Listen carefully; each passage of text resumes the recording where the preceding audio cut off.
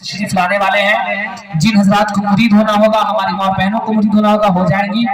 آپ لوگ خاموشی کے ساتھ بیٹھیں اور مفکر اسلام کی تقریر آخرت سماعت فرمائیں۔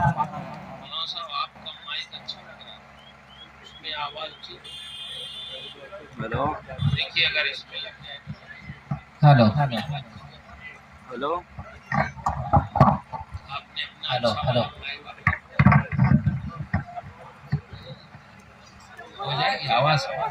ہاں ٹھیک ہے، بس ٹھیک ہے۔ چلیے دیکھیے تقریر تو ابھی آپ سنیں گے چترویدی صاحب کی، اور ہمارے استاذ گرامی پیر طریقت حضرت علامہ حبیب الرحمن صاحب تشریف لائیں گے انشاءاللہ۔ میں آپ کو کچھ سمجھا رہا ہوں۔ شادی بیاہ میں آج کل شادی بیاہ کا مسئلہ میں دیکھ رہا ہوں، شادی بیاہ کے اخراجات بہت زیادہ ہو رہے ہیں، اور دن بدن رسم اتنی زیادہ ہوتی جا رہی ہے کہ غریبوں کے لیے بہت مشکلات کھڑی ہو جاتی ہیں۔ کیا بات ہے؟ اللہ کے نبی ارشاد فرماتے ہیں تنکح المرأۃ لاربع لمالہا ولجمالہا ولحسبہا ولدینہا فاظفر بذات الدین۔ شادی کے چار داعیے ہوتے ہیں، یا تو کوئی کسی عورت سے اس لیے شادی کرتا ہے کہ وہ بہت مالدار گھرانے کی ہے، ہم شادی کر لیں گے تو مالدار ہو جائیں گے، یا اس لیے شادی کرتا ہے کہ بہت خوبصورت ہے، یا اس لیے شادی کرتا ہے کہ بہت اعلیٰ منصب پہ ہے، یا اس لیے شادی کرتا ہے کہ وہ بہت دیندار ہے۔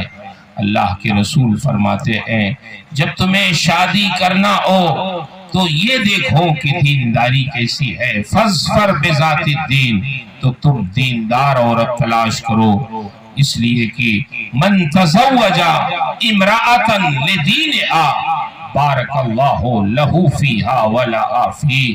جو کسی دیندار عورت سے اس کی دینداری کی بنیاد پہ شادی کرتا ہے تو اللہ شوہر میں بھی برکت عطا فرماتا ہے اور بیوی میں بھی برکت عطا فرماتا ہے۔ اگر مال کی بنیاد پہ کوئی شادی کرتا ہے، اللہ کے رسول فرماتے ہیں وَمَن تَزَوَّجَ امْرَأَةً لِمَالِهَا لَمْ يَزِدْهُ اللَّهُ إِلَّا فَقْرًا۔ جو کسی خاتون سے اس لیے شادی کرتا ہے کہ اس سے مال حاصل ہو، تو سرکار فرماتے ہیں وہ مالدار نہیں ہوگا بلکہ اس کی محتاجی میں اور اضافہ ہوگا۔ سرکار فرماتے ہیں کہ اس کی محتاجی میں اور اضافہ ہو جائے گا۔ اور ہمارا حال یہ ہمارے معاشرے کا کہ ہم دینداری کو ترجیح نہیں دیتے، مالداری کو ترجیح دیتے ہیں۔ اچھے گھرانے کی ہو، بہت اونچے خاندان کی ہو، بہت زیادہ وہ مال لے کے آئے۔ اللہ کے رسول صلی اللہ تعالی علیہ وسلم نے جو دینداری کا تصور دیا ہے وہ اس لیے کہ جب کوئی دیندار خاتون آپ کے گھر میں آئے گی تو برکتیں لے کے آئے گی، اس سے جو نسلیں پیدا ہوں گی وہ نیک ہوں گی، دیندار ہوں گی، پھر وہ دیندار نسلیں دنیا میں بھی آپ کے لیے سکون کا ذریعہ بنیں گی اور آخرت میں بھی وہ آپ کے لیے ذریعہ نجات ثابت ہوں گی، معاشرہ اچھا ہوگا۔ اس لیے میرے بھائیوں آپ سے گزارش ہے، بلکہ میں اپنے بچوں سے گزارش کروں گا، نوجوانوں سے، کہ جب آپ کے لیے کہیں رشتہ لگے تو سب سے پہلے آپ اس بات پر آمادگی ظاہر کیجئے کہ مجھے کسی نیک خاتون سے شادی کرنی ہے، مجھے جہیز کی ضرورت نہیں ہے، مجھے مال کی ضرورت نہیں ہے، مجھے نیک بیوی کی ضرورت ہے جس کے دل میں اللہ کا۔ بات سمجھ میں آ رہی؟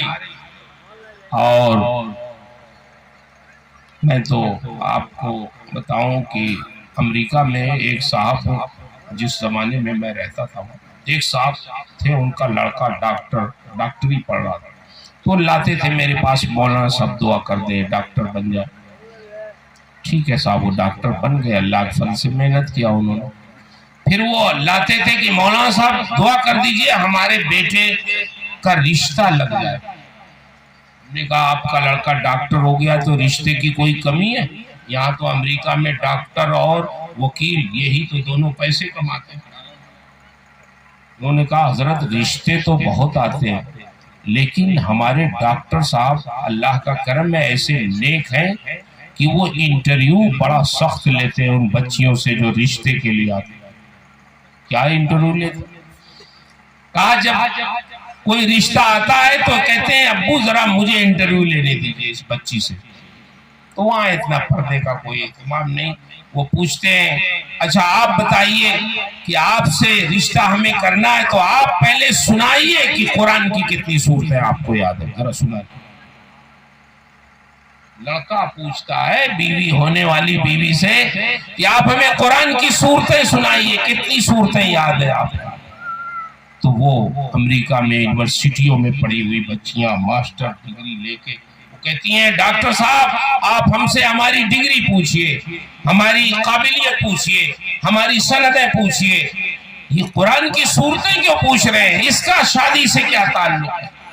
تو ڈاکٹر صاحب کہتے ہیں تعلق ہے، ہم نے کتابوں میں پڑھا ہے، اپنے بزرگوں سے سنا ہے کہ جس شخص کے دل میں قرآن کی کوئی صورت یاد نہ ہو وہ دل ویران گھر کی طرح ہے، اور میں کسی ایسی خاتون سے شادی نہیں کرنا چاہتا جس کا دل ویران ہو، اس لیے کہ جو اس سے بچے پیدا ہوں گے وہ بھی دین سے غافل ہوں۔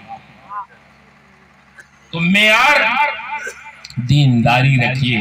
اگر کسی غریب گھرانے میں بھی کوئی دیندار بچی مل جائے تو آپ اس کو اپنے گھر لائیے، وہ آئے گی تو اللہ کا فضل لے کے آئے گی، اللہ کی رحمتیں نازل ہوں گی، نیک ہوگی تو آپ کا پورا گھر پاکیزہ ہوگا۔ میں اپنی ماؤں سے، اپنی بہنوں سے، اپنی بیٹیوں سے گزارش کروں گا، آپ کے سامنے ایک بہت بڑا چیلنج ہے، بالخصوص جو ہماری بچیاں اس وقت پڑھ رہی ہیں، کالجوں میں پڑھ رہی ہیں یا دینی درسگاہوں میں، آپ کے لیے ضروری ہے کہ آپ دین کی تبلیغ اپنے اندر بھی کریں اور اپنے گرد و پیش بھی کریں۔ اللہ نے آپ کی زبان میں ایسی تاثیر دی ہے، آپ کے آغوش تربیت میں ایسی تاثیر دی ہے، ایسا اثر رکھا ہے کہ آپ اگر چاہ جائیں احتیاط کریں تو آپ کی گود میں بڑے بڑے بزرگ پیدا ہو سکتے ہیں، بڑے بڑے اللہ کے ولی پیدا ہو سکتے ہیں، بڑے بڑے محدث پیدا ہو سکتے ہیں، بڑے بڑے دیندار لوگ پیدا ہو سکتے ہیں اور پیدا ہوئے ہیں۔ ایک مثال اس کی میں آپ کو دے دوں، میری مائیں، بہنیں، بیٹیاں غور سے سنیں کہ آپ نے قربانیاں کتنی دی ہیں، کیسے کیسے لوگوں کی تربیت کی ہے۔ قرآن مقدس جمعہ میں جو ہمارے یہ علماء ائمہ خطبہ دیتے ہیں، چھوٹی چھوٹی مجلسوں میں آپ کو ہمیں سمجھاتے ہیں، جلسوں میں سمجھاتے ہیں، تو جانتے ہیں آج اگر ہم سن کے انسنی کر دیں گے تو کل قیامت میں اللہ فرماتا ہے وَلَوْ تَرَى اِذِ الْمُجْرِمُونَ نَاكِسُو رُؤُوسِهِمْ عِنْدَ رَبِّهِمْ